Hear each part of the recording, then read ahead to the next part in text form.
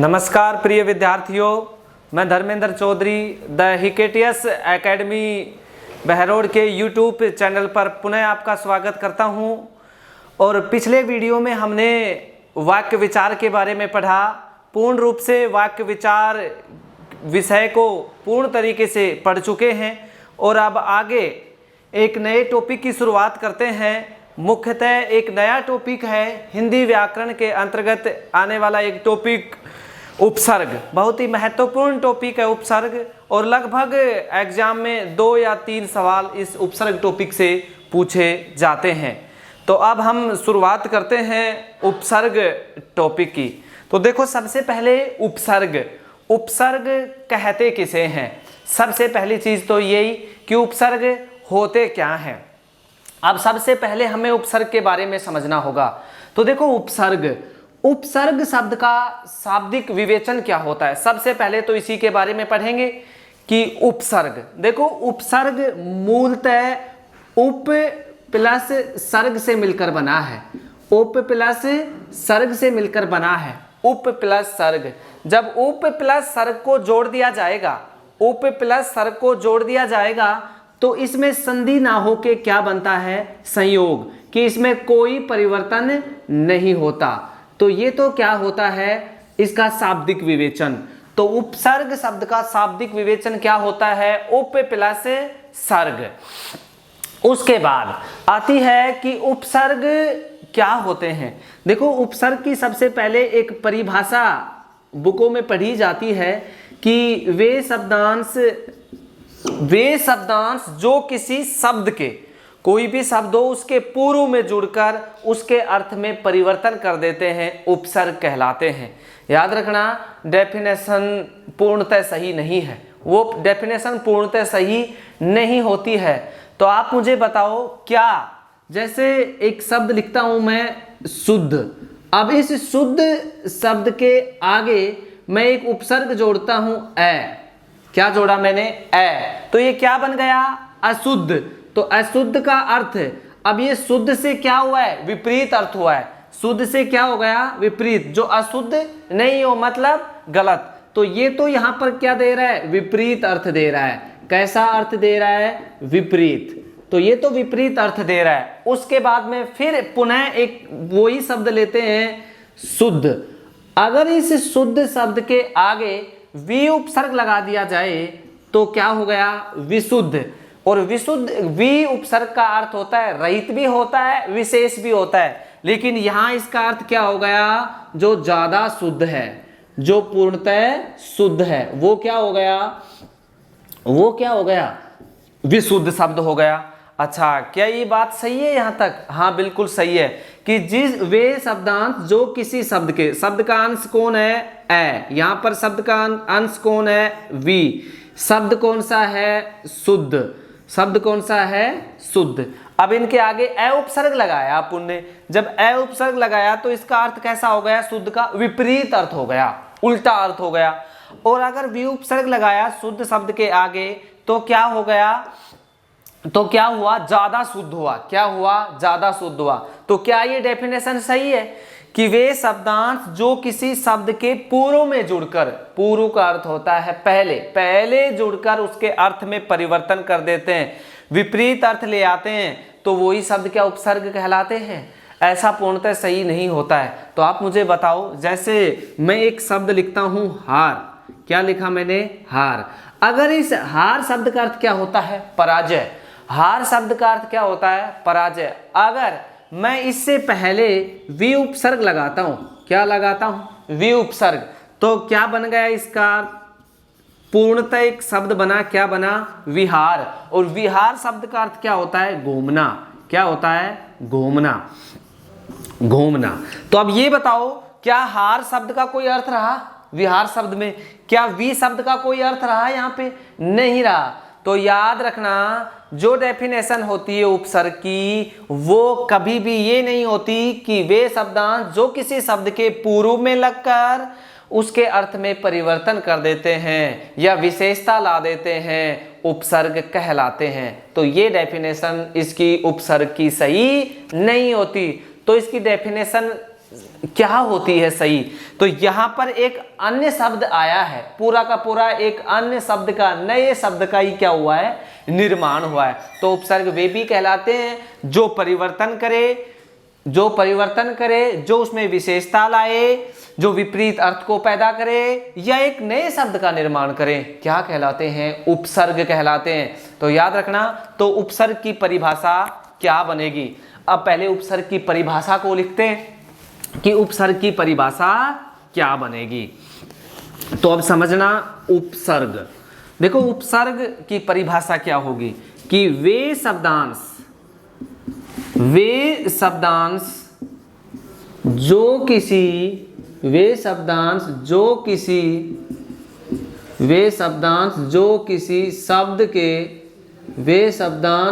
किसी शब्द के पूर्व में जुड़कर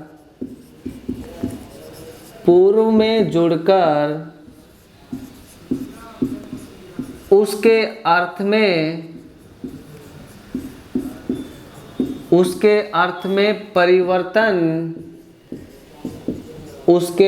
में परिवर्तन या विशेषता ला देते हैं अथवा एक नए शब्द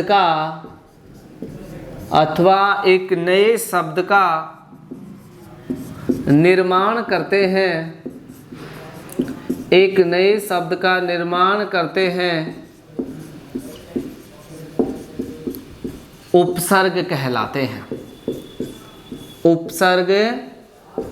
कहलाते हैं।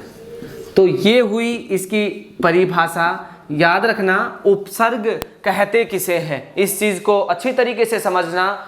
उसके अर्थ में परिवर्तन जरूर होता है, विशेषता जरूर लाते हैं, क्या कोई एक नए शब्द का निर्माण नहीं करते, वो करते हैं। तो मूलतः इसकी परिभाषा ये होगी, इस चीज को याद रखना कि वे शब्दांश जो किसी शब्द के पूर्व में पहले जुड़कर उसके अर्थ में परिवर्तन या विशेषता ला देते हैं अथवा एक नए शब्द का निर्माण करते हैं, उपसर्ग कहलाते हैं। ये तो होती है इसकी डेफिनेशन, परिभाषा। तो इसको आप नोट डाउन करो या इसका स्क्रीनशॉट लो, बहुत महत्वपूर्ण परिभाषा है। इस परिभाषा को पूर्णतः पढ़ा ही नहीं जाता। तो ये तो हुई इसकी एक परिभाषा। अब पढ़ते हैं हम उपसर्ग हैं क्या, उनके बारे में पढ़ते हैं कि उपसर्ग कैसे चलते हैं। अब देखो, पहले इसकी 2-3 कॉन्सेप्ट है, उनको क्लियर करते हैं, फिर आगे उपसर्गों के बारे में अध्ययन करते हैं। देखो, अब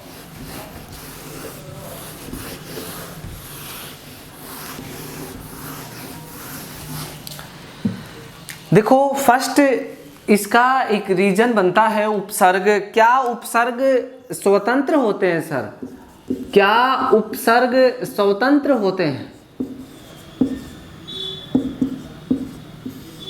उपसर्ग स्वतंत्र होते हैं, बिल्कुल उपसर्ग स्वतंत्र होते हैं। किसी भी शब्द में लगकर उसमें अर्थ को परिवर्तन कर देना, विशेषता उत्पन्न कर देना, नए शब्द का निर्माण कर लेना, उपसर्ग ही होते हैं। जो उपसर्ग के अंतर्गत जो शब्द लगते हैं, जो शब्द होते हैं, उनके आगे अगर उपसर्ग लगता है तो वे शब्द हमेशा कैसे होते हैं? विकारी शब्द। तो उपसर्ग के अंतर्गत आने वाले शब्द, मूल शब्द विकारी होते हैं। इस चीज को भी याद रखना, विकारी होते हैं। एक दो चीज इसकी। अच्छा, नंबर थर्ड है कि मुख्यतः जो उपसर्ग युक्त शब्द होते हैं, उपसर्ग युक्त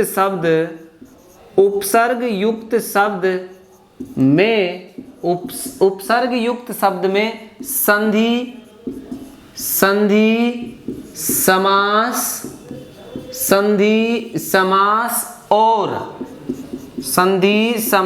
और सामासिक पदों का योग रहता है। संधि, समास और सामासिक पदों का योग रहता है। ये चीज हुई यहां तक कि संधि, समास और सामासिक पदों का योग रहता है। तो ये तो इसकी कहानी थी। सबसे पहले उपसर्ग की उपसर्ग स्वतंत्र होते हैं, सही बात है। मूल शब्द इसमें उपसर्ग के पीछे जो लगते हैं वो विकारी होते हैं, बिल्कुल बात सही है। उपसर्ग युक्त शब्द में संधि समास और सामासिक पदों का योग रहता है, बिल्कुल बात सही है। उसके बाद में और क्या होता है, देखो ये तो इसकी 3 चीजें हुई। सबसे पहले इस चीज का आप स्क्रीनशॉट लो, उसके बाद और इसकी रूपरेखा को तय करते हैं। एग्जाम में किस तरीके से सवाल को पूछा जाता है, तो अब उनके बारे में अध्ययन करते हैं। तो देखो इधर अब आगे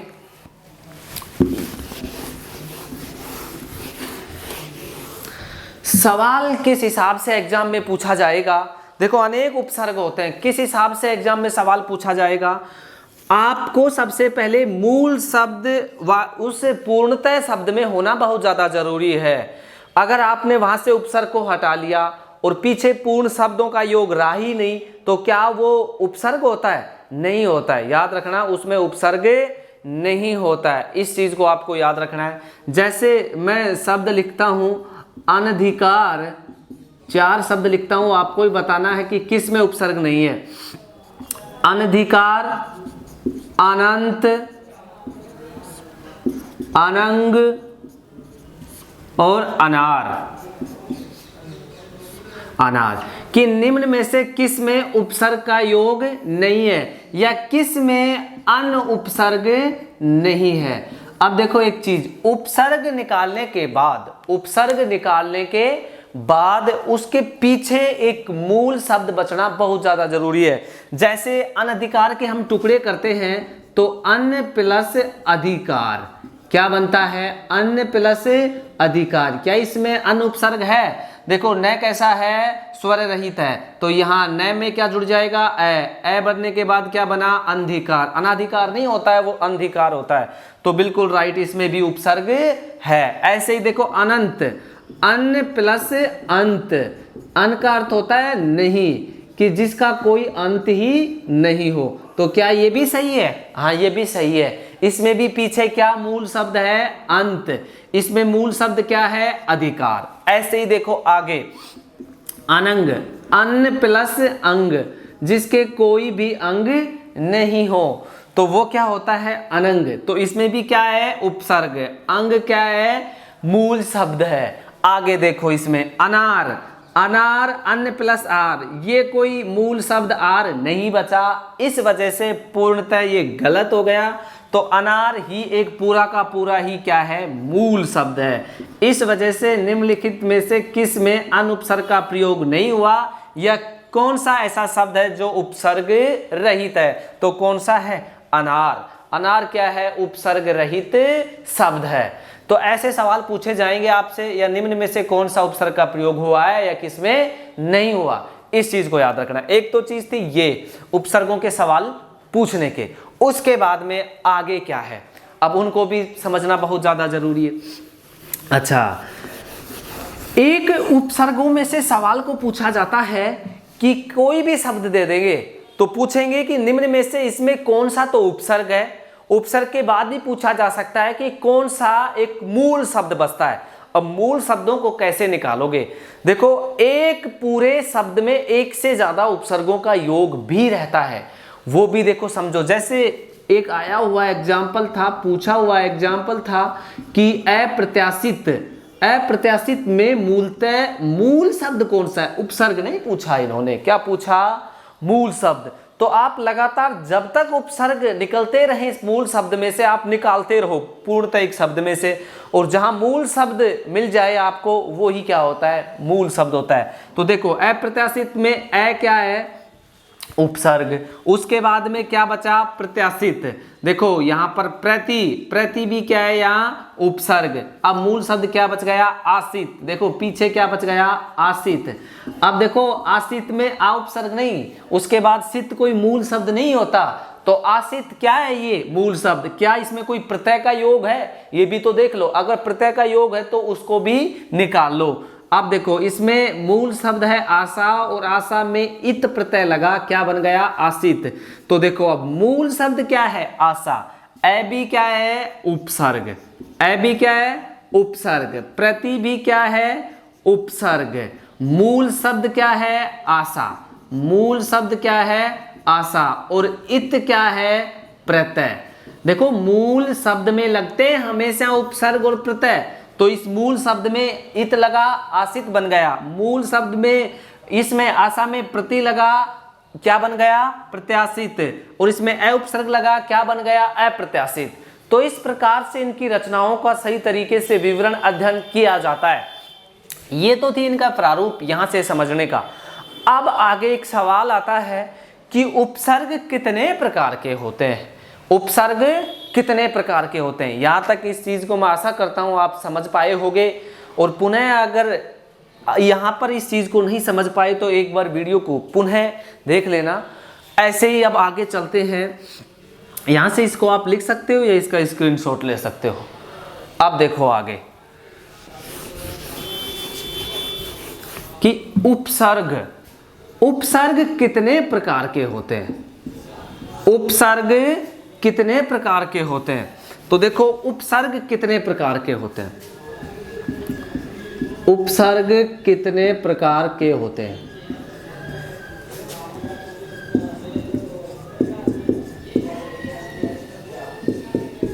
उपसर्ग कितने प्रकार के होते हैं, तो देखो उपसर्ग मूलतः 3 प्रकार के होते हैं। कितने प्रकार के, 3। एक तो होते हैं तत्सम उपसर्ग। कौन से उपसर्ग, तत्सम उपसर्ग। नंबर 2 होते हैं हिंदी उपसर्ग, हिंदी उपसर्ग। और नंबर 3 होते हैं कौन से, विदेशी उपसर्ग। कौन से उपसर्ग, विदेशी उपसर्ग। तो मुख्यतः उपसर्ग 3 प्रकार के होते हैं, याद रखना। तत्सम और मुख्यतः हिंदी, हिंदी को मुख्य रूप से तद्भव के नाम से भी जाना जाता है, तद्भव और विदेशी उपसर्ग। विदेशी उपसर्ग में अरबी, फारसी के, उर्दू के, अंग्रेजी के इन शब्दों का प्रयोग किया जाता है। किसमें, विदेशी उपसर्गों में। तो उपसर्ग होते कितने प्रकार के हैं, एक छोटा सा सवाल है, पूछ लिया जाता है।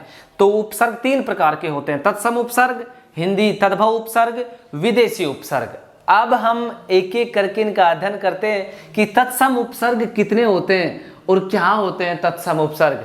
देखो तत्सम उपसर्ग कितने होते हैं, तत्सम उपसर्ग 22 होते हैं। कितने होते हैं, 22। लगभग हम इस पूरे उपसर्ग टॉपिक में लगभग 80 के आसपास उपसर्गों का अध्ययन करेंगे, और उसके बाद शायद उपसर्ग से कोई सवाल रह जाए एग्जाम में, ऐसा हो नहीं सकता। और पिछले एग्जाम में तो साधारण सा पूछा कि निम्न में से कौन सा एक उपसर्ग विदेशी उपसर्ग है। 4 उपसर्ग दिए थे उन्होंने, अगर इनको हम सही तरीके से समझेंगे तो अपने आप ही विदेशी बच जाएगा। तो एक छोटा सा सवाल पूछ लिया था, वो भी सही नहीं हो पाया। तो देखो अब तत्सम उपसर्ग क्या होते हैं, 22 कौन से उपसर्ग होते हैं वो 22, एक छोटी सी ट्रिक के माध्यम से भी समझेंगे उसको। तो सबसे पहले मैं शुरुआत करता हूं तत्सम उपसर्गों की। तो तत्सम उपसर्ग क्या होते हैं, तो इसको एक बार नोट डाउन करो आप कि उपसर्ग कितने प्रकार के होते हैं। छोटा सा सवाल, तत्सम उपसर्ग, हिंदी उपसर्ग, विदेशी उपसर्ग। अब देखो तत्सम उपसर्ग,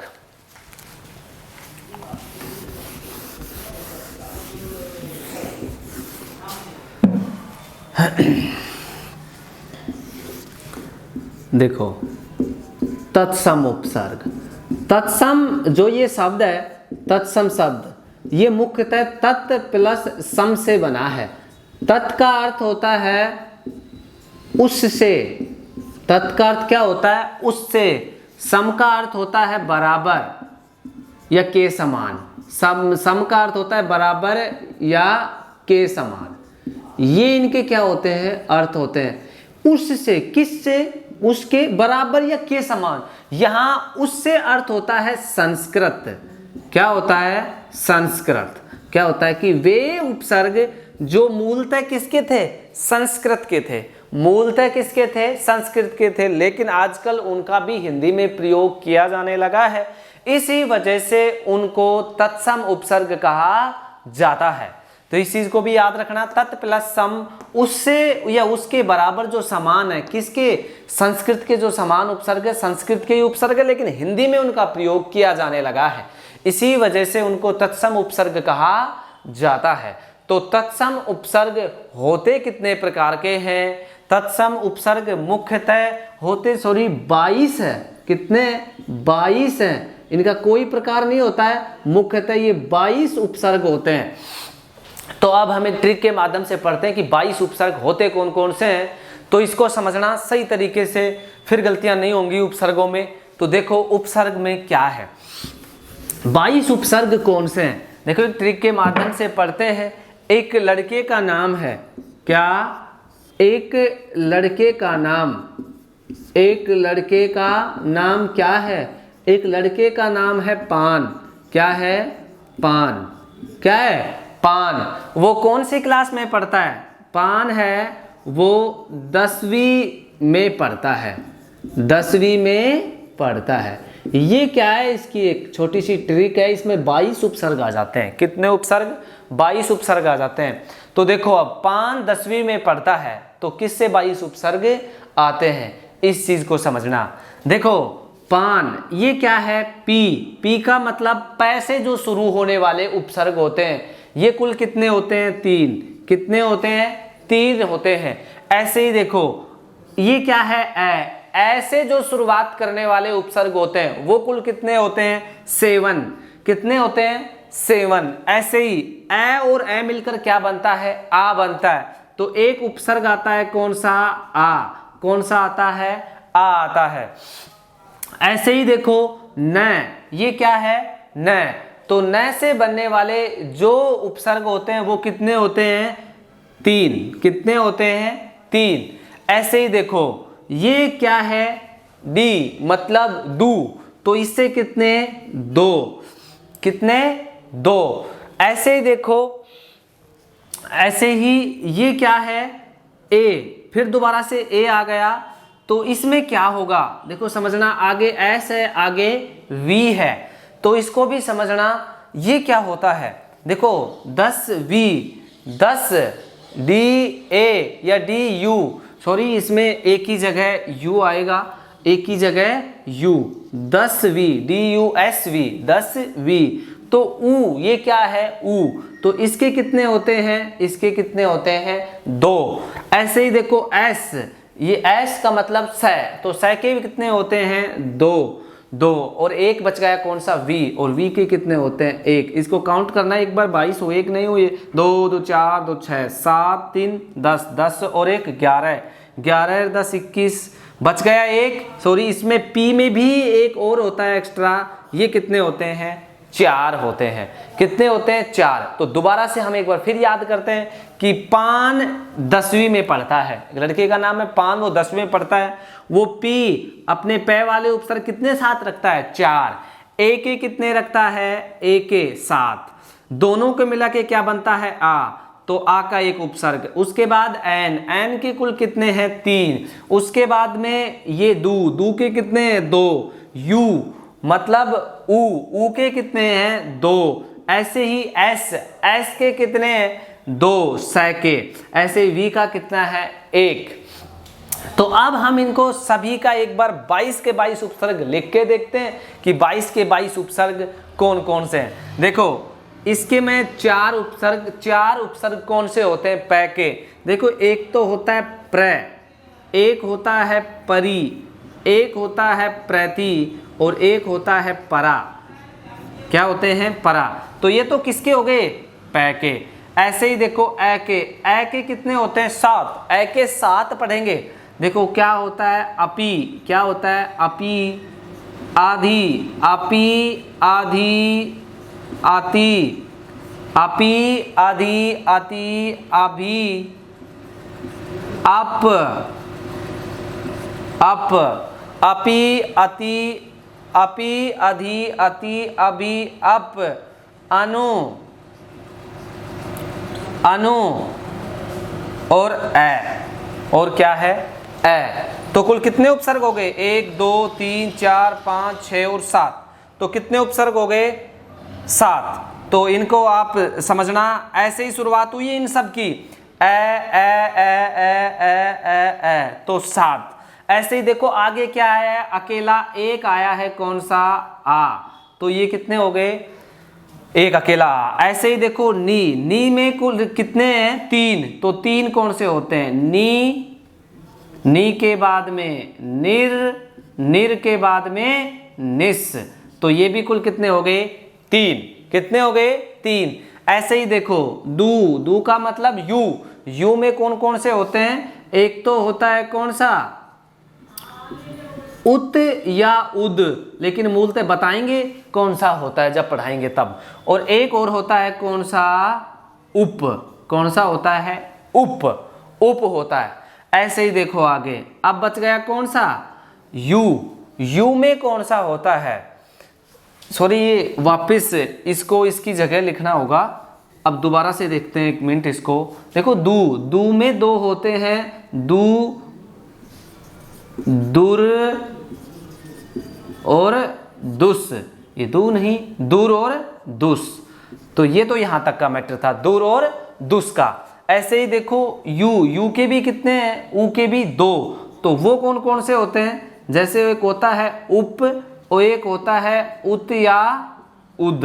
क्या होता है? उप या उत या उद। ऐसे ही देखो एस के कितने होते हैं? 2 होते हैं। कौन से होते हैं? 2। एक होता है सु और एक होता है सम। एक होता है सु और एक होता है सम। ऐसे ही वी के कितने होता है? 1। तो वी का कौन सा है? वी। अकेला कौन सा है? वी। तो अब इनको एक बार फिर दोबारा से समझना कि कौन कौन से उपसर्ग तत्सम के उपसर्ग होते हैं। तो ये मुख्यतः कितने उपसर्ग थे? 22। कितने उपसर्ग? 22। तो अब देखो कि पै के कितने थे? 4। और 4 कौन कौन से हैं? प्र, परी, प्रति और परा। ऐसे ही नंबर सेकंड पे है ए के कितने हैं? 7। अपि, अधि, अति, अभि, अप, अनु, ए। तो कितने हो गए? 7। ऐसे ही देखो इन दोनों को मिलाएंगे तो क्या बन जाएगा? ए और ए को आ। तो आ का एक ही है अकेला, कौन सा? आ। ठीक है। तो ऐसे ही देखो अब आगे एन का मतलब नी के कितने हैं? 3। कौन कौन से? नी, निर और निस। ऐसे हो गए 3। ऐसे ही आगे ये दू का, जैसे कोई दू से शुरू होने वाले, ये कितने हैं? 2। दूर और दुस। कितने हैं? दूर और दुस।